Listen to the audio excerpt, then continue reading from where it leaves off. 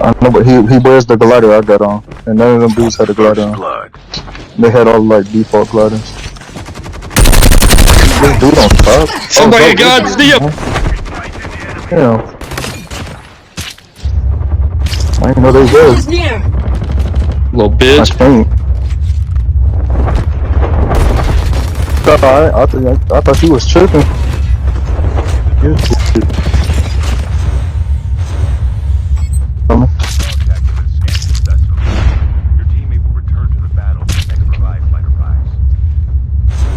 I'm gonna throw my smoke bomber.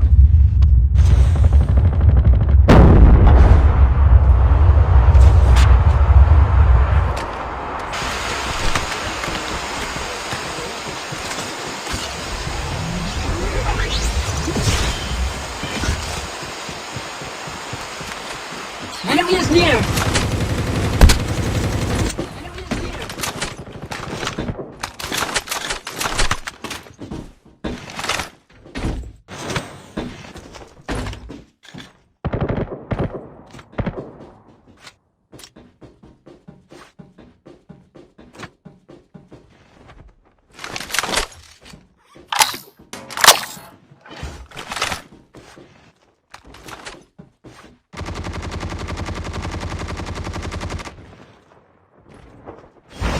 The revived flight will arrive in 1 minute.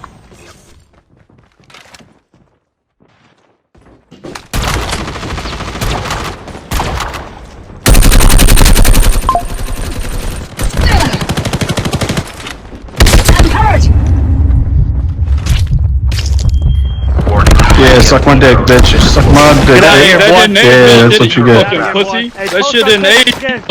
Pussy. Fuck you. What about me, You suck. motherfucker? I beat you one-on-one, You bitch. suck. I beat you.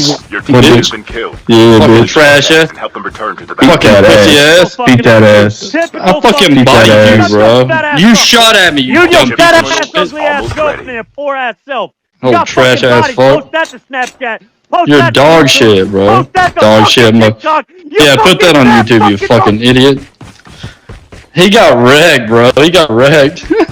He got wrecked. Yo, that didn't age well, bro. That didn't age well. The only thing that's exposed, your fat ass texted a grown man 100 times a shirtless fucking photo, you fucking bitch.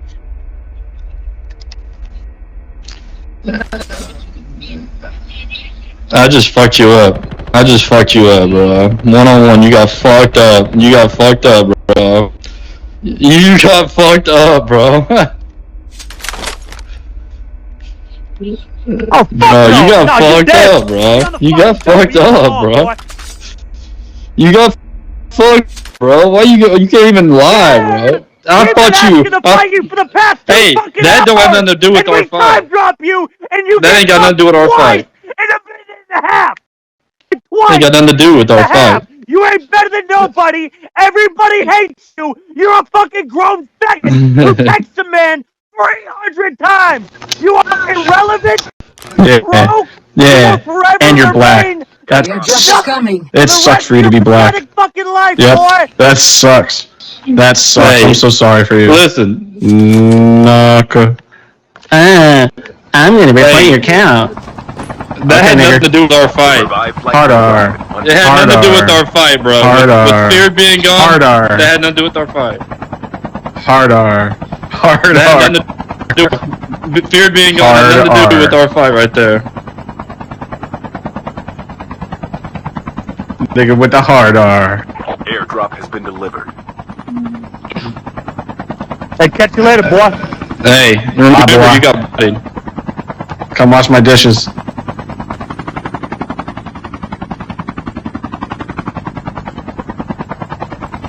Hey, subscribe to my YouTube, Ego COD Mobile. You'll be on there, boy, and be famous.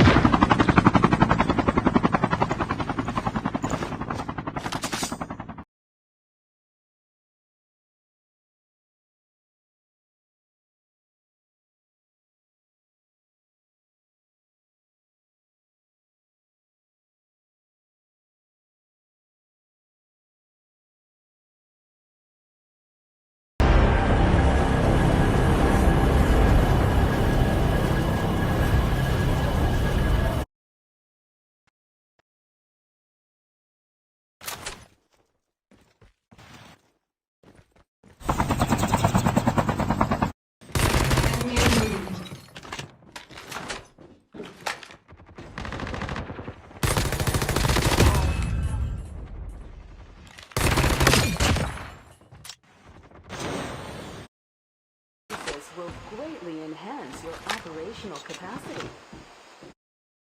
I speak as a child of God and brother to the suffering poor of Vietnam. I speak for those whose land is being laid waste, whose homes are being destroyed, whose culture is being subverted. I speak for the poor of America, who are paying the double price of smashed hopes at home and death and corruption in Vietnam. I speak as a citizen of the world, for the world as it stands aghast at the path we have taken. I speak as one who loves America, to the leaders of our own nation. The great initiative in this war is ours. The initiative to stop it must be ours.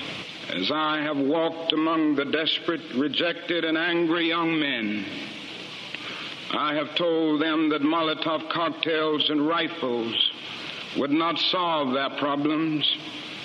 I have tried to offer them my deepest compassion while maintaining my conviction that social change comes most meaningfully through nonviolent action. But they ask, and rightly so, what about Vietnam? They ask if our own nation wasn't using massive doses of violence to solve its problems, to bring about the changes it wanted. Their questions hit home, and I knew that I could never again raise my voice against the violence of the oppressed in the ghettos without having first spoken clearly to the greatest purveyor of violence in the world today, my own government. Our only hope today lies in our ability to recapture the revolutionary spirit and go out into a sometimes hostile world, declaring eternal hostility to poverty, racism, and militarism. With this powerful commitment, we shall boldly challenge the status quo and unjust mores, and thereby speed the day when every valley shall be exalted and every mountain and hill shall be made low, and the crooked shall be made straight and the rough places plain.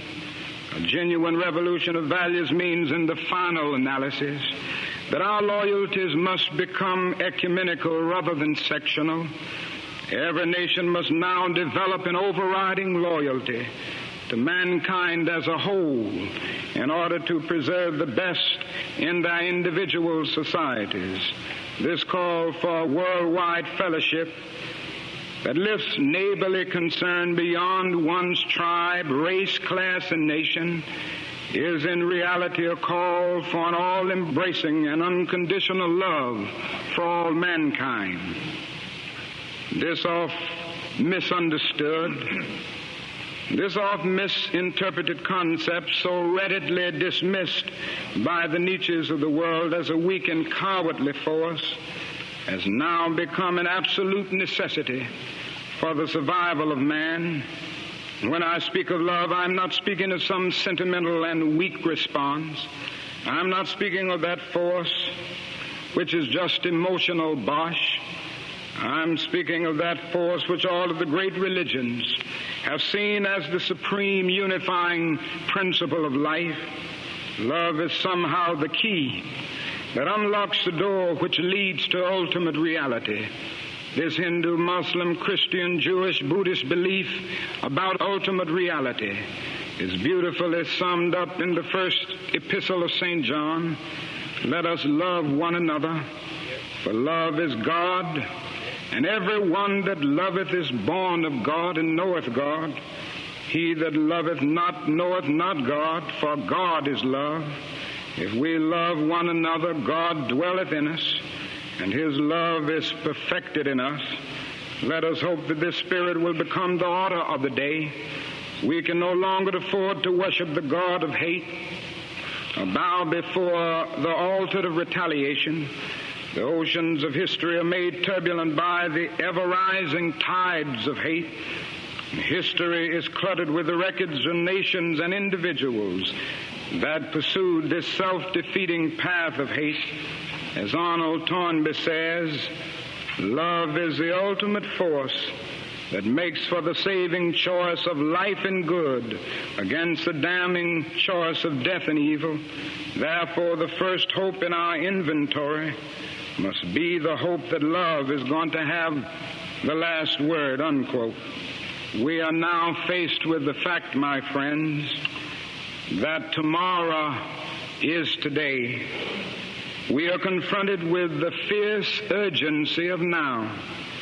In this unfolding conundrum of life and history, that is such a thing as being too late. Procrastination is still the thief of time.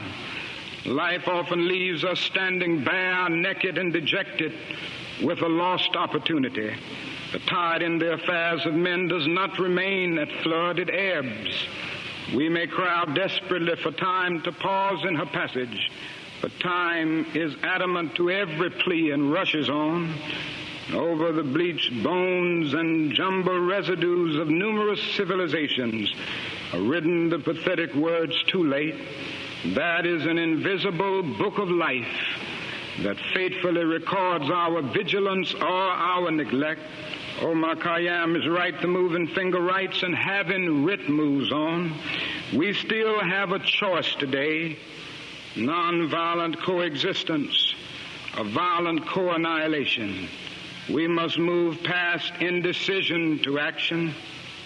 We must find new ways to speak for peace in Vietnam and justice throughout the developing world, a world that borders on our doors. If we do not act, we shall surely be dragged down the long, dark, and shameful corridors of time, reserved for those who possess power without compassion, might without morality, and strength without sight. Now let us begin. Now let us rededicate ourselves to the long and bitter but beautiful struggle for a new world. This is the calling of the sons of God, and our brothers wait eagerly for our response. Shall we say the odds are too great? Shall we tell them the struggle is too hard? Will our message be that the forces of American life militate against their rival as full men, and we send our deepest regrets? Or will there be another message of longing, of hope, of solidarity with their yearnings, of commitment to their cause, whatever the cost? The choice is ours, and though we might prefer it otherwise, we must choose in this crucial moment of human history. As that noble bard of yesterday, James Russell Lowell, eloquently stated, once to every man and nation comes a moment to decide in the strife of truth and falsehood for the good or evil side.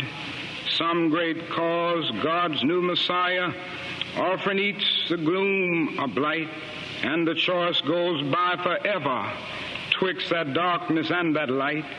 Though the cause of evil prosper, yet 'tis truth alone is strong. Though her portion be the scaffold, and upon the throne be wrong, yet that scaffold sways the future. And behind the dim unknown standeth God within the shadow, keeping watch above his own. And if we will only make the right choice, we will be able to transform this pending cosmic elegy into a creative psalm of peace. If we will make the right choice, we will be able to transform the jangling discords of our world into a beautiful symphony of brotherhood. If we will but make the right choice, we will be able to speed up the day all over America and all over the world, when justice will roll down like waters and righteousness like a mighty stream.